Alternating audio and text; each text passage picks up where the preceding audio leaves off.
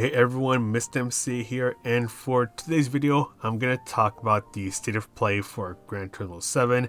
Mostly going to be giving out my thoughts about what we saw in this presentation, how I feel about the things that were shown, and any thoughts or questions that I still have or may now have after watching this presentation. So this video won't go for too long, so let's go ahead and get this started.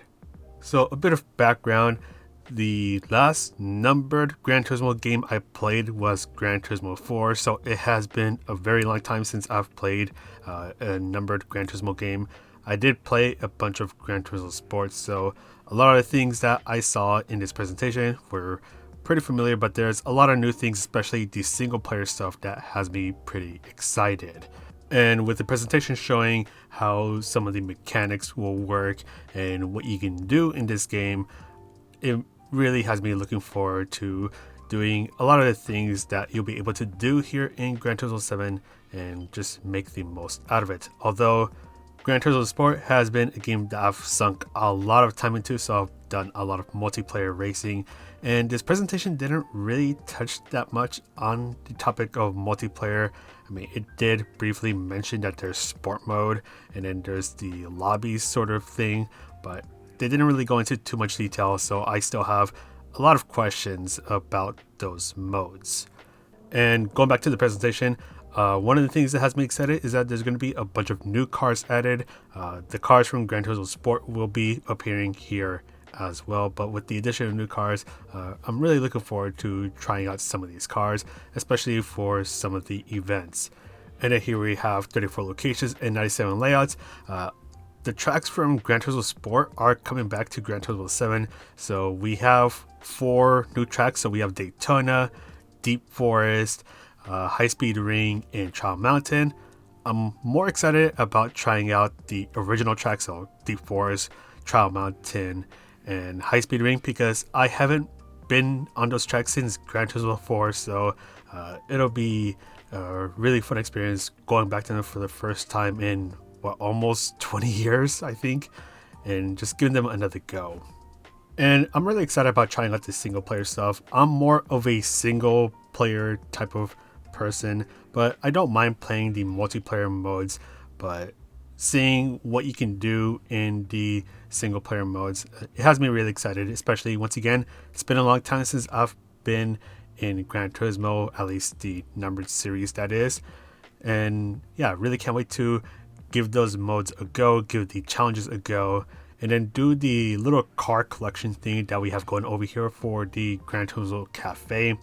So I'll definitely be messing around with that, just trying to collect all the cars. I guess for a lot of us, that would be our way of progressing through this game. So for example here, trying to collect the 3 Porsches. Really look forward to trying to collect them all, and hopefully it doesn't take too short of a time. What I'm hoping is that it takes a bit of time to try to get all the cars, and that there's a bit of like a satisfying feeling once you get some of the cars that are probably harder to unlock for whatever reason. And one thing that I do find pretty neat is that if you collect a certain car or complete a collection of cars, you'll be able to learn about the thought process that went into designing these cars. I think that'd be pretty cool to learn, and especially learn a bit more about the history of these cars. And then when it comes to buying a car, so there's going to be 3 different dealerships. So there's Brand Central, where you buy cars made after the year 2001. There's the Used Car Central, where you buy used cars, obviously. And then there's the Antique Store, where you buy historically significant cars. So not much to say about that, other than that it makes me a bit nostalgic from the Gran Turismo 4 days. But one thing I do find interesting is if we pause the video right here, you'll actually see the Nissan GTR safety car. So for those who don't know, in Gran Turismo Sport there was only one way of unlocking it, and that was by completing all gold on the license test. I don't know if there's going to be cars where you have to do a certain thing to unlock them, or if you have to complete a certain event to unlock them. So that's one thing that I kind of was left wondering after I saw the GTR safety car here in Brand Central. And then we have Circuit Experience coming back. Not much to say, but it is pretty neat to see it coming back because I'll definitely need it to learn the new tracks that are coming over to Gran Turismo 7. And I'm going to pause the video in a moment because we do see that in Custom Race it is possible to set up a multi-class race, but this is going to be for single player. Hopefully there's a way to make it a lot easier to set something like this up for multiplayer, especially in the lobbies, because the way to set up in the lobbies for Gran Turismo Sport is a massive pain in the behind. So I really hope that there's a way to make multi-class racing a lot easier to set up for Gran Turismo 7, but I'm not holding my breath on this one. This is kind of just me thinking out loud when I saw this clip.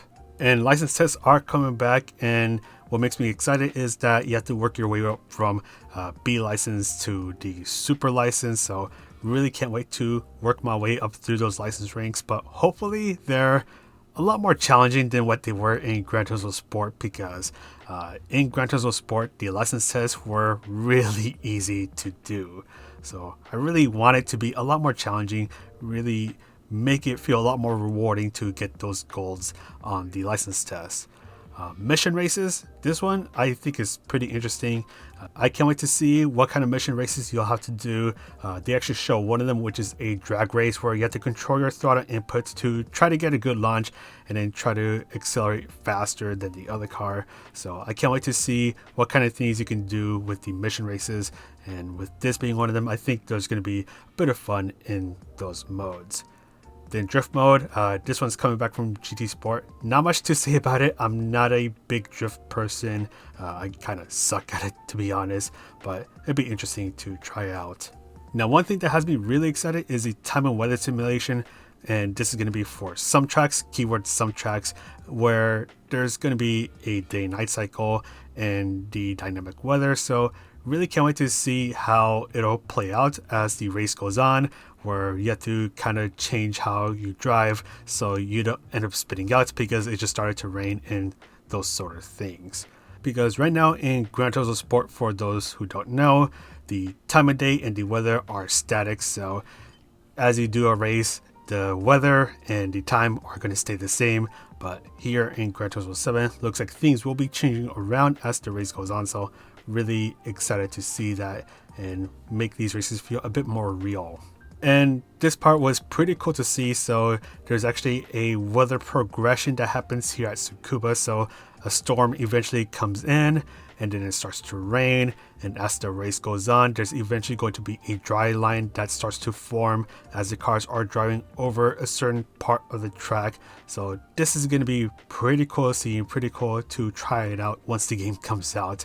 And seeing these kind of things, these kind of improvements over Gran Turismo Sport has me really excited to try them out.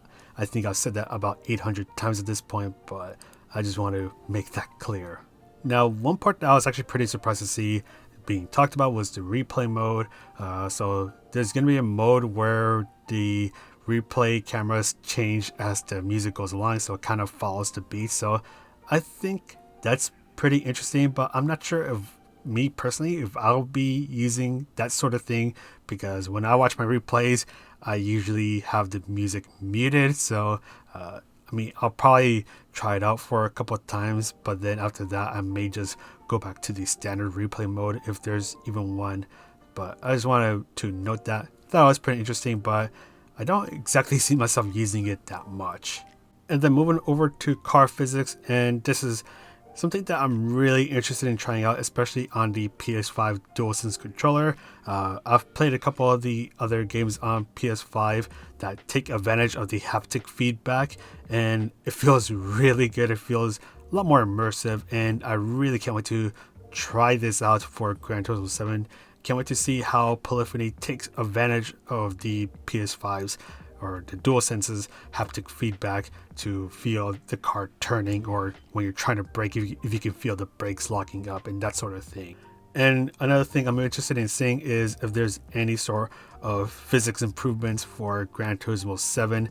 In Gran Turismo Sport, it's mostly good. There could be a couple of improvements, but this is something I'm really interested in seeing, if the cars will be able to behave a bit more differently depending if the environment changes. I know the presentation does mention that a bit, but this is something that I really kind of just want to try for myself and see how the cars react to the environment changing and that sort of stuff. Now there's going to be modifying your cars and tuning your cars, so that's going to be coming back, and it's going to be a lot more detailed than how it is in Gran Turismo Sport. And I hope that there's a way to make it a lot more approachable to modify and tune your cars, because right now I'm not a big tuning fan myself. I find it a little too confusing, so hopefully there's a way where Gran Turismo 7 can make tuning a lot more approachable, so you can get curious about how to tune a car and then find out what you need to do to improve a car in certain areas.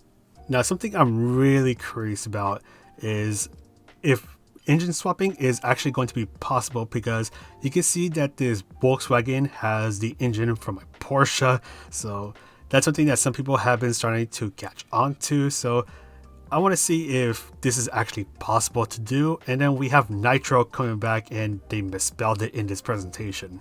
Now, another thing that I am super excited about is customizing the looks of your car. This is something that I have loved to do ever since I was little. When I played Midnight Club 3 and Midnight Club LA, I spent a ton of hours just trying to modify the looks of my car.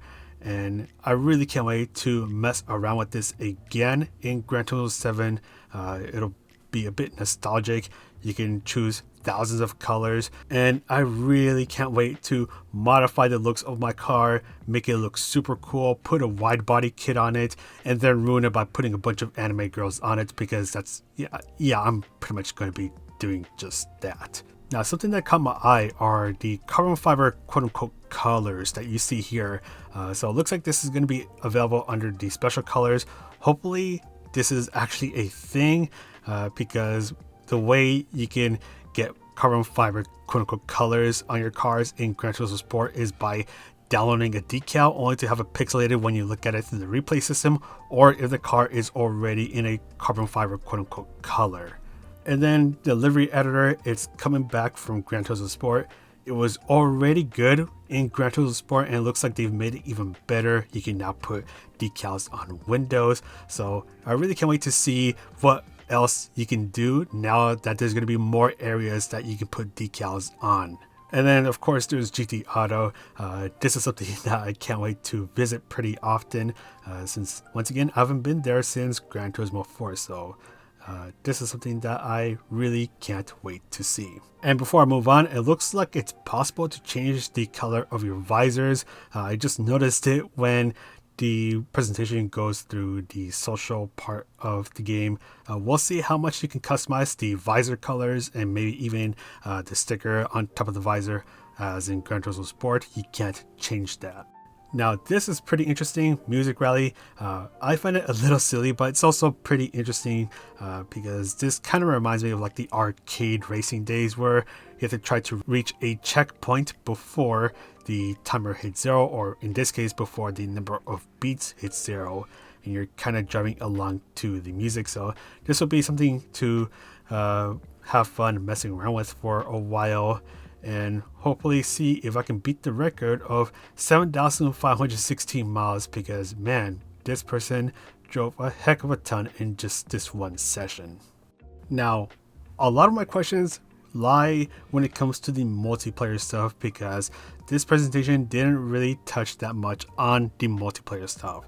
Of course, there's the meeting room where it looks like you can just hang out with your friends or other people and just drive around.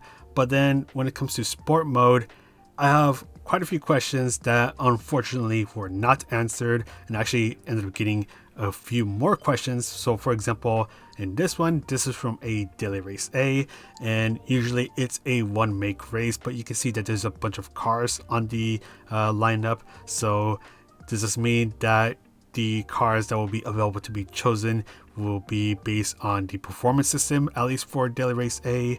I'm also wondering whether if sport mode will be improved on for Gran Turismo 7.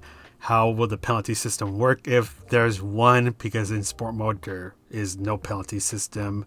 How will the leagues work if FI8 is coming back to Gran Turismo 7 sport mode?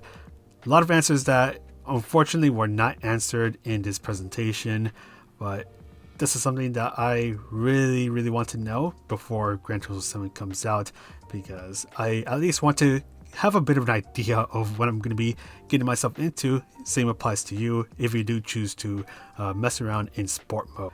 And yeah, as someone who has been playing Gran Turismo Sport, which is mainly multiplayer focused for the past few years, this is something that I'm just kind of just left wondering, and I really hope that we can get the answers to this before Gran Turismo 7 comes out, because the single player stuff and some of the mechanics for this game, it looks really awesome. Really can't wait to try it out, but there's those questions that I still have that I really hope they get answered before Gran Turismo 7 comes out, because right now, especially for the multiplayer side, I feel a little nervous about it, but I guess we'll just have to wait and see if we get any answers, or if there's another presentation that goes into deeper detail about the multiplayer mode, especially sport mode. And that's gonna be pretty much it for my thoughts on the Gran Turismo 7 State of Play.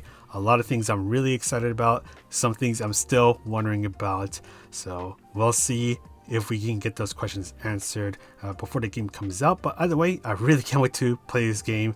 And yeah, so let me know what you guys think about the PlayStation State of Play in Gran Turismo 7, or what you think about the game in general in the comments down below.